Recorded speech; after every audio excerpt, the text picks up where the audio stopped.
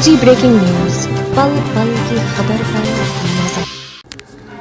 प्रदेश के पूर्व मुख्यमंत्री भूपेश बघेल कल एक निजी दौरे पर गरियाबंद जिले के बारूका गांव पहुंचे थे, जहां उन्होंने प्रख्यात कलाकार भूपेंद्र साहू के माताश्री के देहावसान के बाद शोकाकुल परिवार पहुंच अपनी संवेदना व्यक्त की। इस अवसर पर मीडिया से उन्होंने बात करते हुए कहा, सुप्रीम कोर्ट ने जो बुलडोजर नीति की आलोचना की वह यथार्थ है।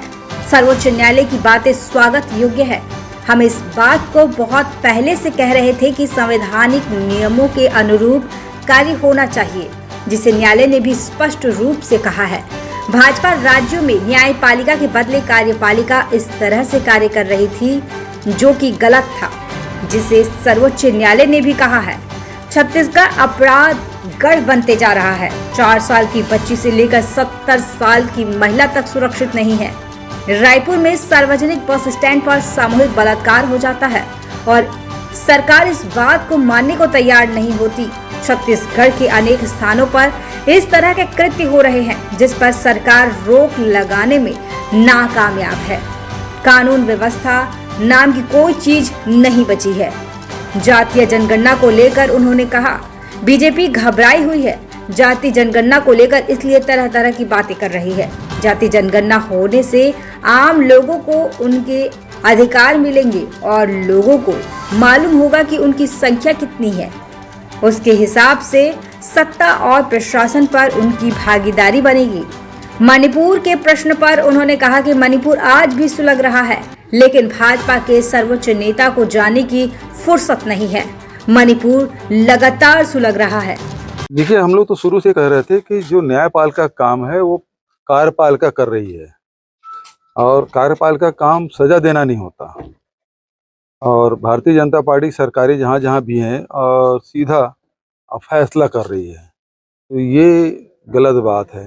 न्यायालय का काम है सजा देना, और सुप्रीम कोर्ट ने भी जो टिप्पणी की है निश्चित रूप से स्वागत योग्य है।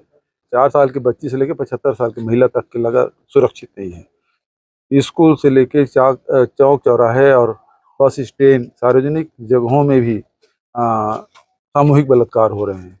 ये बेहद ही चिंतनीय विषय है। टीपीएस जैसे स्कूल में 4 साल बच्ची साथ दुराचार होता है, तो वहीं राजधानी में भाटा गांव जो अंतर्राज्यीय बस अड्डा है, वहाँ पे सामूहिक बलात्कार हो जाता है, लेकिन सरकार उससे लिपापोती करने की कोशिश कर रही है। दुर्भाग्यजनक बात। तो नारायणपुर से आते हैं, कोंडागांव जिले में एफआईआर कराने में 20 दिन लगा।